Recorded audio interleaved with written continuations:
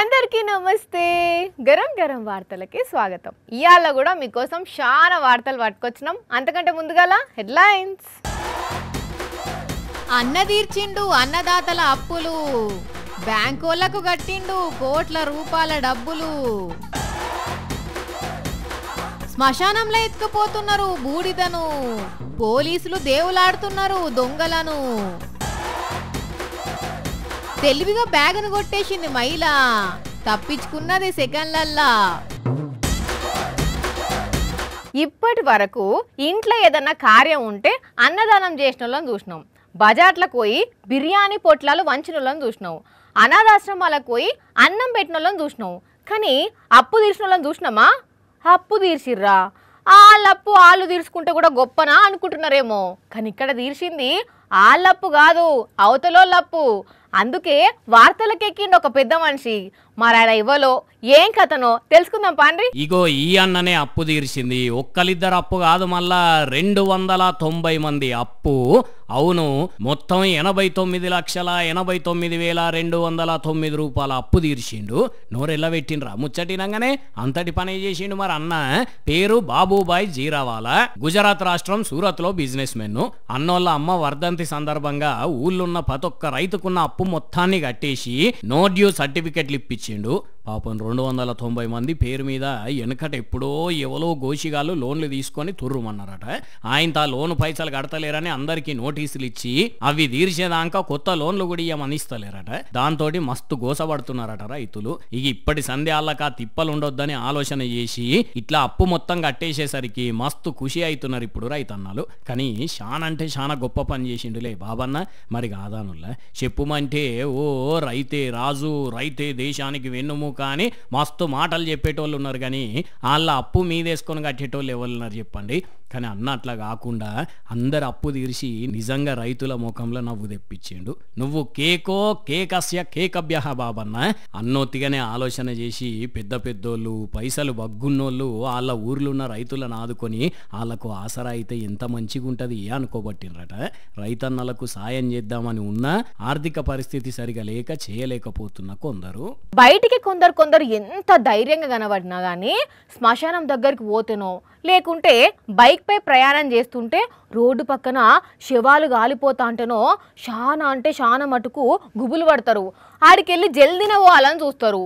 ఎంతైనా ఎవరికైనా శవాలను చూస్తే భయమే అవుతుంది కదా నుల్లా. అయితే ఈడ మాత్రం చూడుండ్రి, కొందరు దొంగలు శ్మశానంలోకి పోయి ఏం చేసిండ్రో.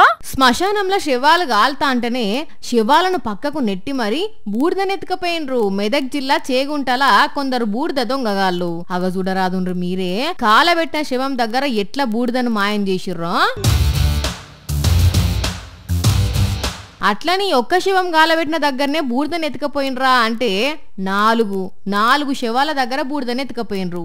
అది కూడా ఒక్క వారం రోజుల్లోనే. చెప్పవే అన్న, అసలు ఏం జరిగిందో జరుగుతున్నదో.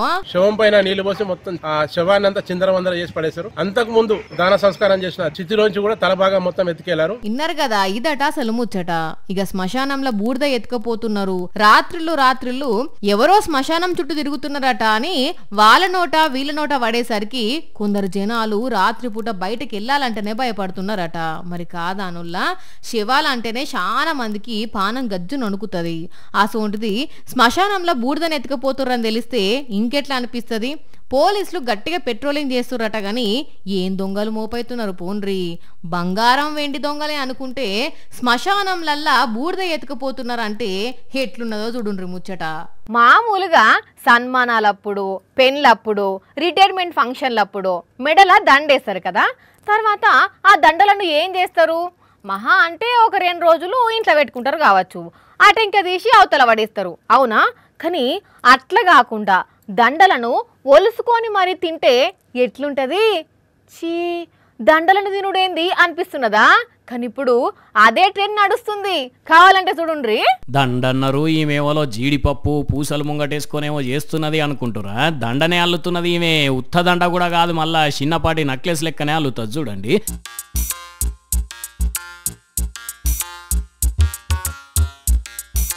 అరే వా భలే ఉన్నది కదా. ఓ ఇప్పుడు ఇట్లా ఉత్త జీడిపప్పే కాదు, బాదం పప్పు, పిస్తా పప్పు అని తీరు తీరు డ్రై ఫ్రూట్ గార్లాండ్లా అమ్ముతున్నారు మార్కెట్లో ఆడాడ. అంటిగా ఈ దండలు మెడలేస్తే తీసి అవతల పడేసే పని ఉండదు అన్నట్టు. ఉన్నంతసేపు మెడలు ఉంచుకొని అటెంకా దండ చింపి డబ్బాలో పోసుకుంటే కమ్మగా కడుపులు వేసుకోవచ్చు అన్నట్టు ఆ డ్రై ఫ్రూట్స్ను.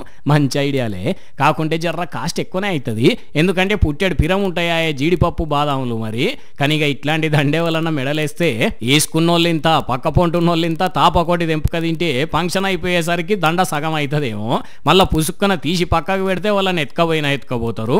ఇక నాయకులు, వీరోలు, అభిమానుల కోసం దండలు ఇసురుతుంటారు కదా అప్పుడప్పుడు. ఇట్లాంటి దండలు మెడలేస్తే అస్సలు ఎవరిని ముట్టనీయకుండా తీసి కార్లో పెట్టుకుంటారేమో. కాకుంటే మెడల వేసుకొని చెమటంతా వచ్చినాక తీస్తేనే జర గబ్బు అవుతుంది, కానీ లేకుంటే వేస్ట్ కాకుండా బాగానే వాడుకోవచ్చు. కానీ ఇట్లాంటి దండ చేయొచ్చని మొదలు ఎవరికి వచ్చిందో ఆలోచన, కానీ వాళ్ళకి దండేసి దండం పెట్టాలి. ఒక్కనాడు పిల్లలు స్కూల్ పోకుంటే మమ్మీ గరం అవుతుంది, డాడీ గరం అవుతాడు. ఇంకా 2 రోజులు 3 రోజులు స్కూల్ ఎగ్గొడితే బరాబర్గా మమ్మీ కొట్టనే కొడుతుంది. ఇంతలోనే ఈ స్కూల్ వాళ్ళు కూడా పేరెంట్స్కు ఫోన్ చేసి ఇగిరాలు అడుగుతారు కదా. అయితే ఈడ మాత్రం ఒక చెల్లె చాలా రోజుల నుంచి పడిపోతలేదు. ఇంకో దిక్కు ఈ స్కూల్ వాళ్ళు కూడా పట్టించుకుంటలేరు.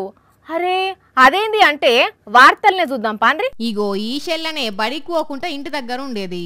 అట్లని ఒకనాడు 2 రోజులు కాదుల్లో దగ్గర 3 నెలల నుంచి బడికి పోకుండా ఇంటి దగ్గరనే ఉంటున్నది. అరే అదేంది అంటే అసలు ఏం జరిగిందో చెల్లెమ్మనే చెప్తుంది నుండ్రి. గురుకుల మాస్టర్లో నాకు సీటు వస్తే నేను చదువుకుంటాను. ఒకరోజు సండే రోజు నా కాలు నుంచి పాము పోతే నన్ను ఎంజమ్ హాస్పిటల్కి తీసుకుపోయినాక నాకు ట్రీట్మెంట్ జరిగినాక ఇంటికి వచ్చిన. ఇన్నారు కదా ఇదట సెలముచ్చట. కొన్నాళ్ల కింద గురుకుల బడిల పరిసరాల పరిశుభ్రతతో భాగంగా పిచ్చి చెట్లను వీకేస్తుంటే ఈ చెల్లె కాలు మీదకెళ్ళి పాము పోయిందట. గంతే ఇంకేమున్నది, కొందరు కరిచిందని కొందరేమో కరవలేదని అనేసరికి పంచాది పెద్దగా అయితే ఎంజీఎం పట్టుకవేరట. కొద్ది రోజులు ట్రీట్మెంట్ కూడా జరిగిందట. ఇక అంతా అయిపోయినాక తల్లి ఈ స్కూల్ కు బుజ్జమ్మని తీసుకపోతే టీచర్లు ఏమంటున్నారో ఈ అక్క చెప్తుంది నుండ్రి. మాకు వద్దు పో మీ పాప అనేసి బయటకు వెళ్ళి గేటు పెడతారు తప్ప మా అమ్మని ఇంతవరకు పట్టించుకుంటారు లేరు. అయ్యలు విద్యాశాఖ ఆఫీసర్లు ఇన్నరా, పాపను స్కూల్ కు తీసుకపోతే మీ పాప వద్దని అంటున్నారట. అసలు వాళ్ళొద్దని చెప్పుడేంది సారు, వాళ్ళు ఫీజు కడుతున్నారా? అదంతా గవర్నమెంట్ సొమ్ము. అయినా 3 నెలల నుంచి ఒక బాలిక బడికి రాకుండా ఇంటి దగ్గర ఉంటుంటే మీరైనా అట్టెట్లా ఊకుంటున్నారు సారు? మరి చెల్లె కాలు మీదంగా పాము పోయినప్పుడు ఏం పంచాయత్ జరిగిందో ఏం కథనో గాని బడికి పోయి చదువుకోవాల్సిన చెల్లె ఇంటి దగ్గర ఉత్తగా ఉంటున్నది. వరంగల్ జిల్లా పర్వతగిరి గురుకుల పాఠశాలల ముచ్చటగిదంతా. చెల్లె పేరు శివాని. మరి ఇప్పటికైనా ఆఫీసర్లు స్పందిస్తారో లేదో తెలియదు గాని 3 నెలల నుంచి బాలిక బడికి పోకపోవడమే ఇచ్చంతరంగా ఉన్నది పోండ్రి. హలో, మాది కిడ్నాపర్ మాట్లాడుతుంది. మాది అంబర్పేట్ డీడీ కాలనీలో ఉండే మీది మనిషిని కిడ్నాప్ చేసిండు. హే, మాకి బేరం మాట్లాడితే ఇంటికి వస్తాయి, లేకుంటే బీ ఇంటికి వస్తాయి. మా కాడ పైసలు లేవు మెయింటైన్ చేసే నీకి అని ఇట్లనే బెదిరింపు కాల్ చేసి పైసలు గుంజుదా అనుకున్నట్టున్నారు. ఒక ఆమె కొందరితోటి కలిసి కిడ్నాప్ చేసింది. మరి చేసింది ఎవరిని, ఆమె ఎవరు అంటే ఇగో ఈడ కింద కూర్చున్న గ్యాంగే కిడ్నాప్ చేసింది. చేపిచ్చింది ఇగో ఈడ మోకానికి కొంగు కప్పుకొని నిల్చున్న మనిషి. చేసింది ఎవరిని అనుకుంటున్నారు? ఈమె గారి పెనిమిటినే. అవును, భార్యనే కట్టుకున్న భర్తని కిడ్నాప్ చేయించింది. మేడం గారి పేరు మాధవీలత, మొగుని పేరు మంత్రి శ్యాము అలియాస్ అలీ. వీళ్ళకి ఎప్పుడో షానేళ్ల కింద పెళ్లయిందట, విడాకులు కూడా అయినాయట. మళ్ళీ ఏమనిపించిందో ఏమో గానీ విడాకులు అయినాక కూడా ఒక 3 ఏళ్లు కలిసే ఉన్నారట. తర్వాత ఆయన బయటి దేశం పోయి వచ్చిందట, వేరే టామని పెళ్లి చేసుకున్నాడట. ఈ నడవనే కోట్ల రూపాయల ఆస్తి ఏదో వచ్చిందట పూర్వీకుల నుంచి. ఇగేమున్నది, నాకేమో విడాకులు ఇచ్చినో, నా పిల్లగాళ్ళని పట్టించుకున్నది లేదు, నన్ను పట్టించుకున్నది లేదు, నీ పాటికి నువ్వు ఇంకో ఆమెను పెళ్లి చేసుకొని పోతే నేనెట్లుకుంటా అనుకున్నట్టున్నది. కిడ్నాప్ చేసి పైసలు గుంజుదామని చెప్పి తెలిసిన వాళ్ళతో కలిసి ప్లాన్ వేసింది. అట్లని ఇట్లా అనుకోగానే అట్లా అమలు చేయలేదు. పక్కా ప్లానింగ్ తోటి ఒక 2 అమ్మాయిలను ఈమె గారి మాజీ పెనిమిటి ఉంటున్న అపార్ట్మెంట్ లో ఎదురు ప్లాట్లకు దింపి ఆయన ఎటు పోతున్నాడు, ఎప్పుడు వస్తున్నాడు, అన్ని గమనించి ఒక 10 మంది గ్యాంగును తయారు తయారు చేసి మరి కిడ్నాప్ చేయించిందట. ఆయనతో ఇప్పుడు కట్టుకున్నామే వెంటనే పోలీసులకు ఫోన్ చేసి సార్ గిట్ల ఎవరో ఎత్తుకపోయారు మా పెనిమిటినా అని చెప్పంగానే వాళ్ళు వచ్చి సీసీ కెమెరా మొత్తం చెకింగ్ చేస్తే బండారం అంతా బయట పడి మందకు మంద అందరిని పట్టుకొచ్చి కూసబెట్టిండ్రు. ఇట్లా ఇక చూడండి ఎట్లున్నదో కథ. పైసా నువ్వేం చేస్తావే అంటే ఆలు మగల నడమ సిచ్చు పెట్టుడే కాదు, ఆలి మొగుడు అలీని కిడ్నాప్ చేసేటట్టు కూడా చేస్తా అన్నట్టున్నది. ఏందో ఏమో పోన్రి ఇయ్యాల రేపు ఒక్కొక్కల ఆలోచన ఎట్లుంటున్నదో ఏం అర్థం అయితలేదు. మరిగా కిడ్నాప్ చేసి ఆస్తులేని రాపించుకున్నో ఏమో గానీ మాజీ మొగుడిని కిడ్నాప్ చేసి చరిత్రలో ఒక పేజ్ అయితే రాసుకున్నది పోన్రి ఈమెకి. పులులు, సింహాలు, ఏనుగులు, ఎలుగుబండ్ల గురించి చెప్తుంటే మస్త్ అంటే మస్త్ అనిపిస్తుంది. నేను అక్కడ ఏనుగులు చూసినా, ఇక్కడ ఏనుగులు చూసినా, అక్కడ పులులు ఉన్నాయి, ఇక్కడ పులులు అంటారు కదా. అయితే సరిగ్గా మనం ఎటన్నా పోయేటప్పుడు అవి ఎదురొస్తే పరిస్థితి ఎట్లుంటుంది? ఎట్లుంటుంది అంటున్నా. మనకేమో గాని ఇలా పరిస్థితి అయితే మాత్రం అమ్మ బాబోయ్ పులి చూడండి ఎట్లా ఇటు దిక్కు నుంచి అటు దిక్కు దాటిందో, ఎంత దర్జాగా పోయిందో. మాటలు లేవు, మాట్లాడుకోవడాలు లేవు కదా. ఇటు దిక్కోలు ఇటే ఉన్నారు, అటు దిక్కోలు అటే ఉన్నారు. అట్లా ఉంటుంది మరి. ఎవరికైనా పెద్ద పూలు అంటే భయం.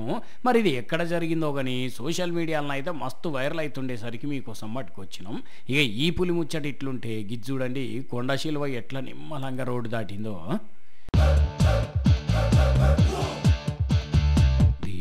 తక్కువ పొడుగు లేదు కదా, చిన్నగా రోడ్డు దాటి రోడ్డు పక్కకు వచ్చి నిమ్మలంగా మళ్ళీ పైకి పోవాలని చూస్తున్నది. ఇంతకిది ఎక్కడ అనుకుంటున్నారు? మన తిరుమలలో 2వ ఘాట్ దగ్గర కార్లో పోతున్న కొందరు భక్తులు వీడియో తీసి ఇంటర్నెట్లో పెట్టేసరికి మస్తు వైరల్ అవుతున్నది ఇప్పుడు. కానీ ఏందో ఈ నడమ చిరుత పులులు, కొండ శిల్వలు భలే వస్తున్నాయి రోడ్డు మీదకి. చూసాను కదా, ఇవి ఇవాల్టి గరం గరం వార్తలు. మళ్ళీ వచ్చే ఎపిసోడ్లో ఇంకిన్ని గరం గరం వార్తలతో కలుద్దాం. మన టైం అయితే గుర్తుకున్నది కదా, రాత్రి 8:30కు, మళ్ళీ పొద్దుగాల 8:30కు. మర్చిపోకుండా చూడండి. టాటా.